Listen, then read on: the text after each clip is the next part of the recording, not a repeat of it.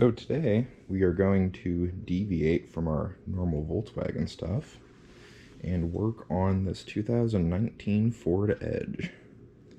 And we are going to be installing the GoFastBits blow-off valve. Now on these cars, the diverter valve can be in a few different places.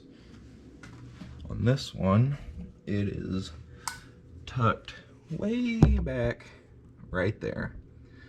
And I say diverter valve because I come from Volkswagens, but Ford calls it a turbo bypass valve. So for this are some sort of like push pin tool to get the wiring harness unclipped off of those studs, and then an E5 torque socket. First, what you'll want to do is get it unplugged and get the wire hold downs off of those two studs. And that white clip just slides up and then you push it and pull it off. So once you get your wiring harness detached, you'll want to take your E socket, and there's 3 bolts, 2 that you can see and then 1 on the back side. So I've got the old valve out, and you can see the difference between the two. Obviously, this one just recirculates it back into the intake.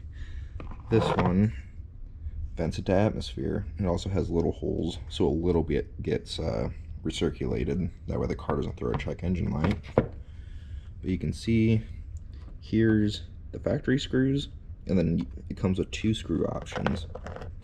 The fine thread Allen head is for vehicles with metal inserts in the pipe, and then your coarse thread, which is a Phillips head, is for ones that thread in straight into plastic, which the factory one, as you can see, threads right into the plastic. So we're gonna have to use these Phillips head screws. So what I have decided to do is, since I want to be able to maintain the factory wiring hold downs, is I took these over to my bench grinder and I ground down these washers. That way they would sit all the way down in the valve like this. That way I could still have good thread engagement and still have the studs sticking out for those wire hold downs. So when you're tightening the torque screws, you want to make sure that you do it evenly. That way the O-rings sit flush.